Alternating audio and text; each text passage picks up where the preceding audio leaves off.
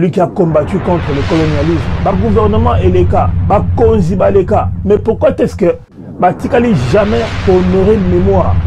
Il y a Papa Oyo. Batikali jamais honoré mémoire. Il y a prophète Oyo. Le boko est un Zambé. Et ça n'a pas malgré que Batu Moussousou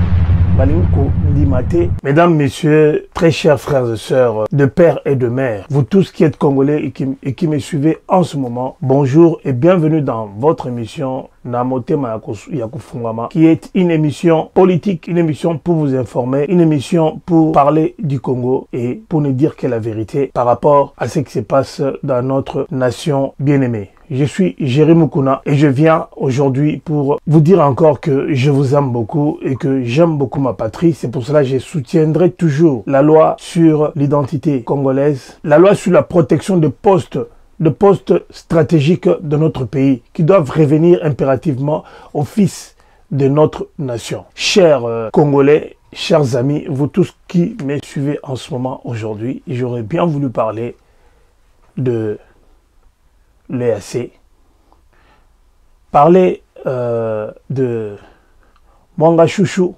J'aurais bien voulu parler de la nomination de Bemba ainsi que Kamere.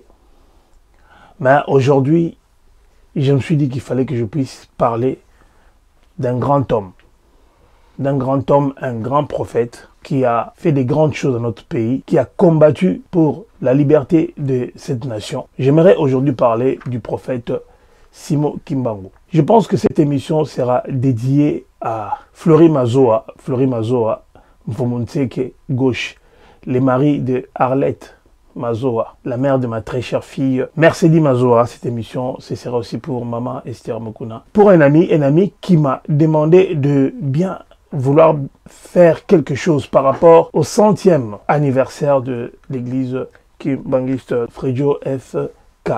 Et je n'oublierai pas de saluer Papa Kawaya. Vraiment, mes salutations à toi. Je ne veux pas non plus oublier l'honorable H. L'honorable Jamutala, Potoudé Alola et Cheval Blanc à Bruxelles. Et je n'oublierai pas non plus de dire bonjour à César Ngadi, Vieux Morobia, à Teka Pongi, pour nous répéter, ceux qui balali Pongi. Simaye Azongi Akegopema. Chers amis, chers téléspectateurs, il y a des choses que nous négligeons dans notre pays, mais qui sont très importantes, telles que l'histoire de ces hommes de Dieu, de ces grands prophètes, qui pour d'autres est un Dieu, mais nous on l'appelle prophète. Et cela va de soi, parce que nous devons respecter la pensée des autres. Alors, je voudrais d'abord commencer par nous dire qui était le prophète Simon Kimbangu. Émission Moro, la lingala, en français. Le lot lobela, prophète Simon Kimbangu. Grand prophète peut combattre colonialisme. Il est parmi d'ailleurs le premier. Donc je peux dire le premier, c'était un vrai leader du combat. C'est lui qui a combattu contre le colonialisme en Afrique. Et aujourd'hui, il est reconnu comme un grand homme de Dieu partout dans le monde entier. Partout dans le monde entier. Mais on va aussi se poser la question de savoir pourquoi est-ce que plus de 100 ans après, plus de 100 ans, le gouvernement et les cas, les cas, mais pourquoi est-ce que Batikali jamais honoré mémoire? Il y a Papa Oyo. Batikali jamais honoré mémoire. Il y a prophète Oyo. Maintenant, il y a une banda émission na koti lelo na makambo yo na loba makambo nanga lolenge mususu me lelo na bingai pe na kotika te likambo oyo esami na kati ya mboka na biso pe ozo mona que loboko ya Nzambe eza na sima makambo mingi osalema malgré que batu mususu balingi ko ndima te ozali kosalema na kati ya mboka na biso. Tokomi tuna pourquoi est-ce que bakonzi baleke bele Kasavubu Mobutu Kabila le père, Kabila le fils, c'est Mathieu Gozoa, Félix Antoine Tshisekedi Tshilombo, au Lelo a payé valeur, à réhabiliter mémoire. Il y a prophète Simon Kimbangu. Mais avant de continuer, il y a vif, il y a sujet nabiso, na meka koyeb sabino Simon Kimbangu azana ni brièvement pona bana oyo babotami o bayebi été poza tata na biso nyonso. Simon Kimbangu est né le 12 septembre 1887 en Kamba dans l'actuel Congo central et il est mort le 12 octobre 1951 dans la ville d'Elisabethville, est considéré par ses fidèles comme un envoyé spirituel congolais. Pour ceux qui ne savent pas, Elisabethville, c'était dans les Katanga, dont il est mort précisément à Lubumbashi, en République démocratique du Congo, en 1951. Et il a eu comme fils Joseph Djangenda. On parlera un jour de toutes ces personnalités-là. Salomo Dialungana Kiangani, Charles Kisolokele, et il a été marié à Marie Mwilu Kiawanga Zitani de 1915 à 1951. Il devient prédicateur dans les années 1920. Il devient prédicateur. Et il fonde en 1921 en Kamba un mouvement religieux qui donnera naissance au kimbanguisme. Arrêté et jugé, il meurt après une longue détention d'une trentaine d'années. Son action a généré l'émergence de cette église kimbanguiste qui perdure et rend visible également un mouvement de nature plus politique contre le pouvoir colonial qui a pris ensuite d'autres formes. Donc, c'est-à-dire, le 6 avril 1921 a été créée l'église kimbanguiste. Une église dont qu'on ne peut pas présenter parce que c'est une église qui a beaucoup fait pour la République démocratique du Congo et qui a vraiment combattu le colonialisme à l'époque. L'histoire, elle est vraiment longue parce que après Simon Kimbangu, ses fils ont repris le flambeau. Ils sont allés encore plus loin. Ils sont allés encore plus loin avec la vision de leur père parce que semblerait-il que lorsque leur père était incarcéré, ils étaient en communication spirituellement et il leur donnait des directives par rapport à la manière dont ils devaient église kimbanguiste. Et dans l'histoire de Simon Kimbangu, il y a quelque chose donc une relation entre Simon Kimbangu et Jésus-Christ.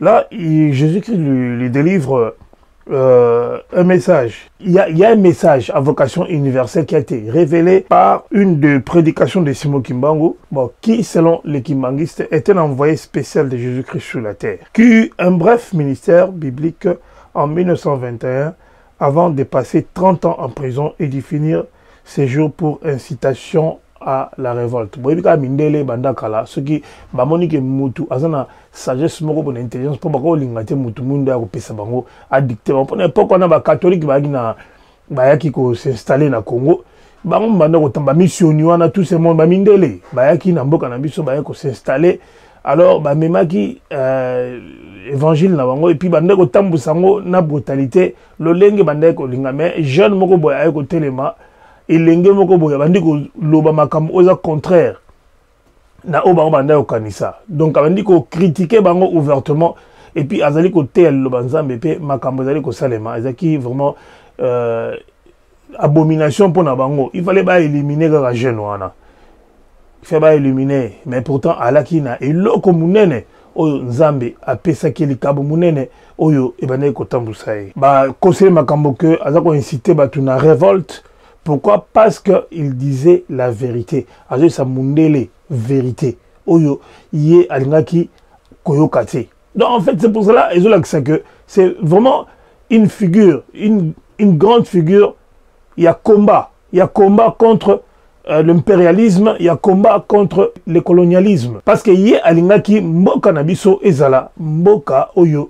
Ezala maboko nabiso moko. Non, na maboka bapaya. Yababomaki. Il a résisté. Et après, yé église kimbanguiste elle a le roi symbole moko boy o yane ko telemela colonialisme na époque wana na nzela ya bana ya papa Simon Kimbangu oyo lelo oyo toujours ko élever ko honorer pona aki un vrai patriote, un vrai congolais aloba makambo ebele neti oyo ngana kanga aloba que lobby a toujours kende mboka na biso ekoma poto moindo mundela waya koluka musala na mboka na biso pe bandeko o ba libanda ba wanda ozonga na mboka po mboka ekoma prospère et nakati ya profession na tout le monde qui makambo ebele ezali ko salema oyo lelo batu peut-être lokola batu balingaka ko ndima te ka ko telemela naka po lelo onenge za boye ngai na ko zala chrétien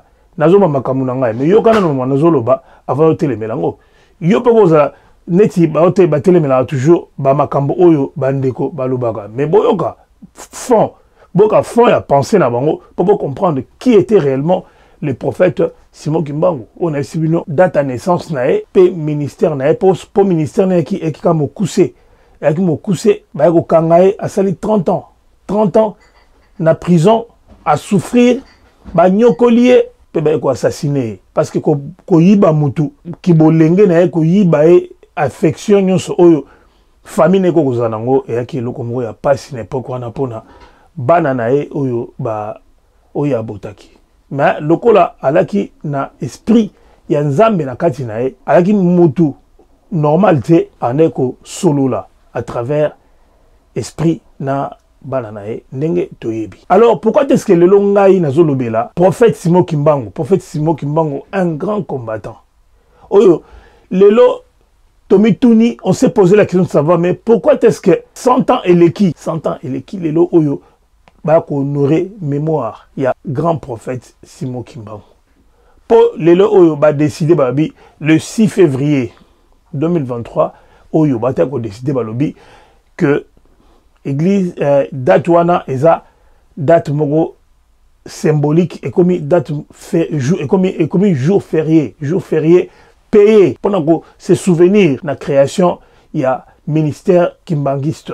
Il y a prophète Simon Kimbangu. Pour le lot, ils ont incontesté partout dans le monde entier. Batu bali ko kenda koluka elongi nzambe na mabeye na biso kuna na nkamba na Congo, République démocratique du Congo, balobi bikamo ezosalama mambi bele ezosalama na kati. Bon, jusque là peut-être que non, ces gens-là ont été incompris. Je ne sais pas pourquoi ils savent les gens qui bon n'arrivent pas à partager la même la même vision avec eux, bon, ne les comprennent pas. Il y a toujours des trucs, des choses que nous ne comprenons pas. Et puis, politisant mingi église qui mbangiste, le loso église qui mbangiste et continue comme politique, il y a les catholiques qui grognent quand ils acceptent que notre pays est dirigé par un chef de l'État. Selon Bango, cet homme, donc pouvoir, il y a un chef de l'État légitime, on dit que non, ils ont fait allégeance à Monsieur X.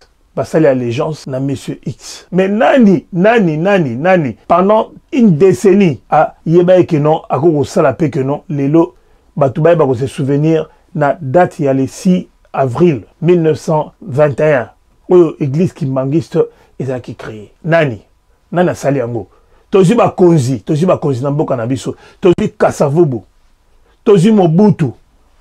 Tozui Laurent Désiré Kabila, Tozui Hippolyte Kanambe, Sugote Gozwa, Félix Antoine Tshisekedi, des pères et des mères, Alobi Te, Mutuana Azaki Mutumunene, prophète Wana Agi prophète Yanzambe. Alors, Tozwa, date Wana, il y a le 6 février, le 6 avril plutôt, Toko Misayango, jour, Mogo Otoana, Tobana commémorer naissance, il y a église Kimbangiste. Et à la même occasion, tout le monde se souvenir na makamu minene oyo prophète Asalaki. Alors bande konanga boyib sangai, est-ce que Simon Kimbangu azanzambe ya ba Congo Simon Kimbangu azalaki prophète ya nation na biso to Simon Kimbangu alaki prophète universel. Pose atteindre dokena mamboka kwa ba Allemagne bani okuta ba Kimbangiste bazakunanga kutu tata mwasi na biso aki grande kimbangiste na mbali na bakufa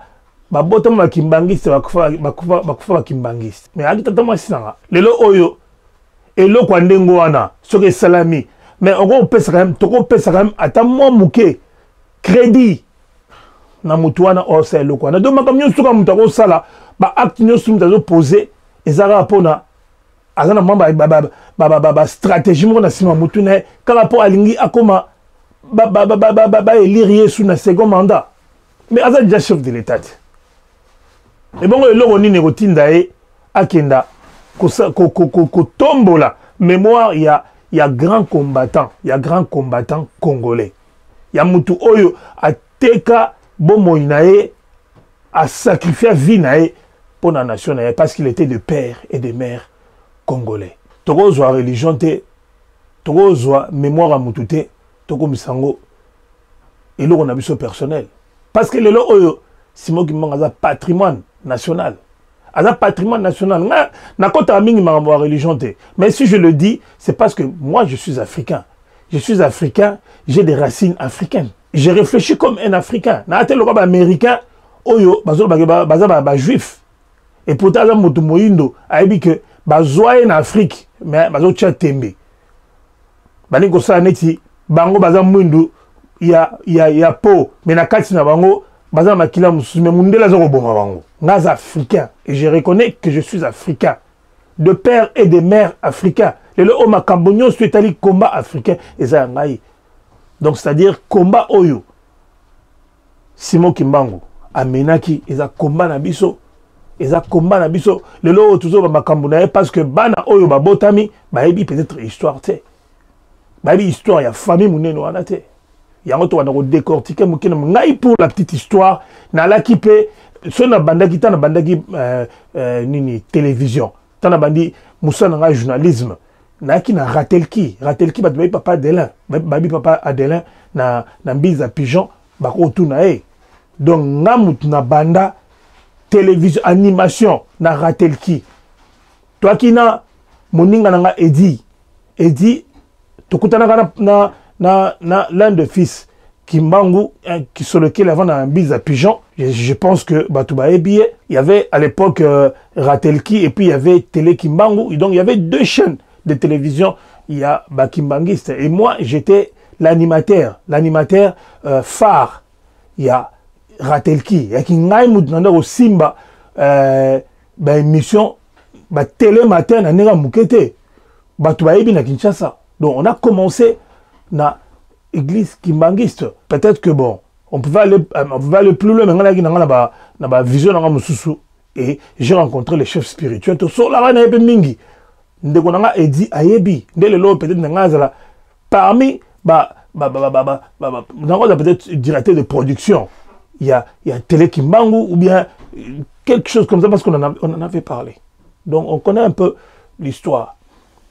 Donc respect vraiment à ces grands hommes-là. Disons merci aussi à cet homme que Dieu a mis au Nzambe a tché na tête ya mboka na biso. Pour n'abamaka musu otomo neza anodin, ba musu otomo neza nango mike, mais il a un sens, il a une valeur. Il a valeur. Il y a la main de Dieu. Pour Nzambe asala marambuka na loboko ya mutu. Ba lo musu roza la créer, il faut que mutu asala yango pour etikala. Ce que ça malamu ego sunga mboka na biso. Ya moni na ebandeli na bi, je pouvais parler de l'EAC. Je pouvais parler de Mwanga Chouchou, ces voleurs-là. Mais tu bête ma solo nae. Pour te belle comme le logo à Koya, oh non, bazomona ba danger. Mais boza mo konzambo kate, boza ko gouverner te, boyebite makambunini ezako leka. Parce que le chef de l'État est au courant de tout. Na chaque seconde, na chaque minute, il est au courant de tout. Il est au courant de tout. Pour les Cambo, peut-être les Cambo, mon n'est pas dans le cas, mais on a battu, on est moi cara, bazo le belangote. Quand même, de quoi, c'est un dit, ah, papa Jerry, aux autres belamaramunions, tout, mais aux autres boss, on a que véritable combattant, leader, oyo, akina, makanisa liboso, à télé, mais la mundele, pas kufa pour nango, et là qui, prophète Simon Kimbangu. Oya, cela ma prophétie. Au pays lelo ils allaient kokokisama peut-être tout le monde a misala yo salama tout le monde a école et tongama na bankamba wana tout le monde ils site mogo ya malamu pour na ba congolais nyonso on a besoin à se ressourcer on a besoin à la peine peut-être il y a ba racines africaines à comprendre magamususu ils accessible à tout le monde, comme je dis, libre à la pensée des autres. Libre à la pensée des autres. Moi, je l'appelle prophète. Bon, le Kimbanguiste, il appelle Dieu. comme ils le pensent, mais libres à leur pensée. Parce que nous devons apprendre, nous les Congolais, à respecter la vision et la pensée des autres. Et c'est le moment où il y a un plus. Il y a raisonnement, il y a luleng, il y a osala makambo. Donc voilà, chers amis, lelo il y a une façon il y a qu'honorer mémoire. Il y a prophète Wana Mounene, il y a honorer mémoire, il y a papa Simon Kimbangu. Je sais que je vais parler aussi des fils pour émission, ceux qui s'appellent Nango, Toro Meka, Boropé Sangape, Nabi que Flori Mazo Azali, Aropé Sanga, documentation, il y a mingi soukoleka, histoire. Pour mon histoire, il y a Gimbangisme, il y a un peu profond. Donc pour y mouvement, il faut comprendre ma solon Nengezali. Mais on fait un effort, Nakoluka, Kosaba recherche, pour savoir réellement ce qui s'est passé. Pour tout le balilo, Oyo, merci. Na Mukozamboka pour la reconnaissance il y a prophète wana pour ko redorer blason il y a image nae pour ko tombola pour batu baeba et sikanini oyoye akai kozala dans le 6 avril comme jour férié le 6 avril chaque 6 avril batu bakoye ba se souvenir que non création et église kimbangiste le 6 avril 1921, na Congo. Et Salamaka. Donc, tu le lo, tu te le baga. Nkamba, batbake na Nkamba, ma solo, et Salama, na 1921. Na yemoko, le prophète Simon Kimbangu, qui a été honoré, na, je pense, 5e République, qui a été honoré par le 5e président congolais. Donc, comme je l'ai dit, pour l'histoire, le 5 avril 1921, à minuit, Jésus-Christ dit, désormais Kamba ne sera plus appelé Kamba, c'est maintenant la nouvelle Jérusalem. C'est le message de Jésus à Simon Kimbangu. Dans le 5 avril 1921, à minuit, Jésus est apparu à Simon Kimbangu et il lui a dit que Kamba ne s'appellera plus Kamba, mais sera appelé la nouvelle Jérusalem. C'est comme si Jésus-Christ s'était déplacé pour aller vivre en Kamba. Il faut tout le pour comprendre le mystère de Ezanini. Pour que nous soyons en Kimbangiste, on dit mais est-ce qu'il y a raison? Tort, est-ce que Banakata Kibunzambe, Toba Libanda? Est-ce que l'église Kimbangiste est l'église de Bayundo? Toté. Pour le lot, Batumi Bamouya, oh non. Molimo Kimbangu ekoteli ngai ando finga batu. Bazui combat ya Kimbangu ba changeango na combat moko violent quand na combat mvuluzi mais so otali bango vraiment bien na makona bango mabela nkamba ezate ba koma kotukuna te. Ba changer vision ya Simon Kimbangu ba komisiango eloko moko ya violence mais ba vrai kimbangiste bozapi pona ko pekisa batu wana ba makambo wana ba pratique wana kama mutako lo bakono molimo Kimbangu ekiteli ngai soki molimo Kimbangu ekiteli ngai na komo finga batu siko gozo molimo ya mutu oza saint kokomisango eloko ya salite wana esala nga pasi tata moi sanga kimbangiste ana respecter Kimbangu ana respecter prophète na ninga osakana te papa ema na Hollande mobali ya Claudine Nzomangu papa ema na Hollande ayebi ba grand kimbangiste onga zuluba o ba Flori Mazoa na Paris grand kimbangiste to kota masolo ma to expliquer congolais to expliquer africain comment est-ce qu'on respecter histoire na biso to pesa ngo valeur to boy na ba usurpateur ya ba identité ba zoaka vision ezali malamu ya kibonsame ba déplacer ngo pona comme sango mabe. Il fallait 100 ans et le cas pour na tozwa chef de l'État oyo lelo aiko reconnaître non seulement à lobi na maloba po mingi bakena bankamba pona luka ba électeur bakena bankamba pona luka ba intérêt personnel mais motu akena nkamba à promettre quelque chose et puis le lot est commis réalité to moni kimbangiste défilé na esengo ba pe ko reconnaître pote ba pe ko lo ba pe et lo ko na ndenge sengeli lelo osoki o moni que non mokonzi ya mboka asali eloko kokomisa mokonzi ya mboka na yo eza lisumu te bandeko na ngai finga nga oyo mesana ofinga ngai so moni ba video na ngai allez olobi ota muluba wana po loko na muluba na tâche na nzoto na ngai le to ma racisme xénophobie bama bele to lo bama rejet banini mais eloko wana oyo ezo salamana ezo samaka na nga muluba te mona pe batu wana na kata mabota na bango bala na ba problème na ba propre ndeko na bango oba makila moko bazwa ndaku ya famille bakabola yango bango bazwa bandeko na bango oba botama makila moko bana ADN moko bazo souffrir na kati ya Congo bazo souffrir na kati ya monde mais bango bazo nyonso e bon mutandenga walinga mutundeni mutu azozwa azwi biloko nyonso ya libota etikali ya ye moko azwi bandeko ne atie bango libanda alinga mutu musundeni au moins mutu alinga propre bana na ete makila na ye alinga mutu musundeni vraiment émission nanga qui plus centré sur ces grands hommes, ces grands combattants de la première heure, celui qui a combattu le colonialisme, celui qui a combattu et qui a payé de son sang et de sa vie, Motomondele Oyo Ayaki, pona Aboma, Congo, oya kotaki de père kotaki na Congo, kino lelo, toali konyo kwama. Mais nabi ke combat, ya prophète wana, Yaki combat moko ya pambate.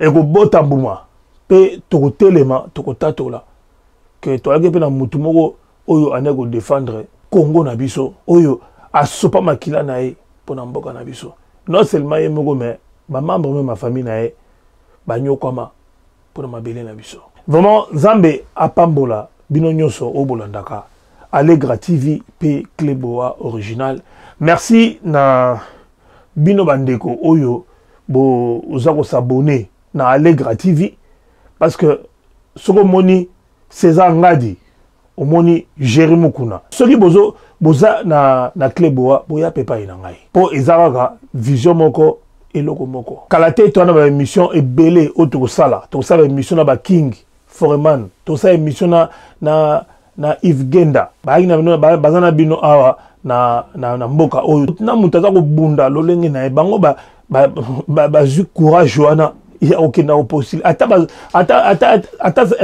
Ils ont semblé ridicule. Ils semblent ridicule. Mais tout le monde, tout le monde n'a pas de comme sous na poto aba adoyoué. Le lo adoyou az ambassadeur, ba tombolier. Bande ko to sepelaka, to moni ba noli tambo. Ba ke ba tie mabaya. To moni César Ngadi, le grand prêtre, a tie libaya. Polobi Congo échangé.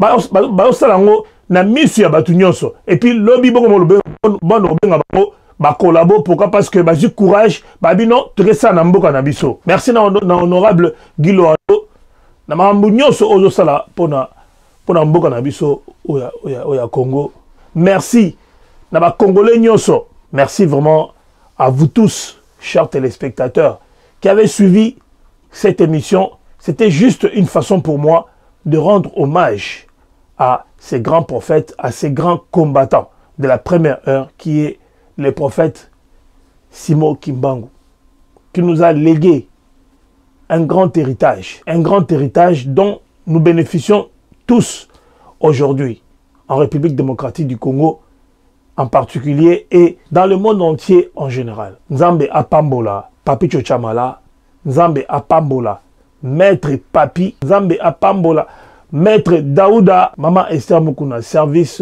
traiteur la bonne bouffe, au lait kitoko, au CPLI, donc mabi manger chaud et à temps.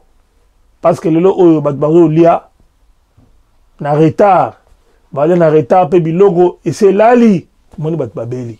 Soki bongibo, yeba, makambo oezana kati, bokeka bobeti, service traiteur, la bonne bouffe, TV 2, bomona, Bamakambo Oyo, Maman Esther Mukuna Asalaka. Et dit nos images, a dit l'ondolé, mbote no yango wana nanu diamant noir ya yo pe mbote yango wana na wana ba biloko ça là vraiment c'est très bien na leader amisi bon ça biloko moko bien moi ba biloko wana ya biloko encourager ba doko ba leader amisi wana il faut que tchara bango le boko ko encourager parce qu'il fait des bons gars qui font rire mais ba biloko moko propre yango zo mona bandeko nyonso oyo bazo le kaka na poto bazo ya verrier. Merci à toi aussi Lucien Ngando, Richard Benz, Léonard Kassanda de retour de Mbojimai.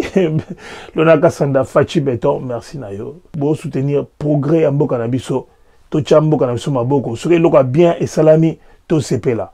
Topé sa chance na Bemba, topé sa chance na Kamere, topé sa chance na Général Oyo, Azui, la police na Biso, topé sa bango chance pour Mboka et Kindeliboso. Na osenga na général, ba mouvement na oyo binyostuana. Ba M23 ba mouvement nyosto ma B ozolinga mboka mseke liboso te na osenga na yo ministre vice-ministre ya intérieur monsieur Bemba kolo MLC na yebi ke yoza mutu ya bitumba batu ba otia tembe mena linga mona e loko oya makasi pour na yebi que au sala quelque chose de bien. Si on t'a fait confiance par le chef de l'État, c'est parce qu'il sait que tu es quelqu'un qui a quand même un certain sens de patriotisme. Pendant yo kabilo kozoloba dans ça l'émission mobimba sur Bemba, babilo kanda oloba sur Kabila na front kuna. Donc il se battait et il disait la vérité, il ne mâchait pas ces mots. Pas pour faire sa publicité, mais c'est ce que j'ai vu dans les archives. Il y a un homme qui nous a retenir. Vraiment, chers amis, chers téléspectateurs, vous tous qui aimez Allegra TV et qui aimez Clébo Original, j'ai été très heureux de présenter cette émission na Motema Yagofungama et j'étais très heureux d'être encore chez vous aujourd'hui pour vous parler de ces grands hommes, pour vous parler de ces grands prophètes qui a laissé une trace indélébile dans nos esprits et on ne l'oubliera jamais et on n'est pas prêt d'effacer son nom parce que même après nous, son nom existera toujours. On se retrouve prochainement pour un autre numéro. Que Dieu vous bénisse et que Dieu bénisse le Congo et que Dieu bénisse le président de la République démocratique du Congo ainsi que toute sa famille. Que Dieu nous bénisse tous. Au revoir. Clébo, Clébo, Clébo, Clébo.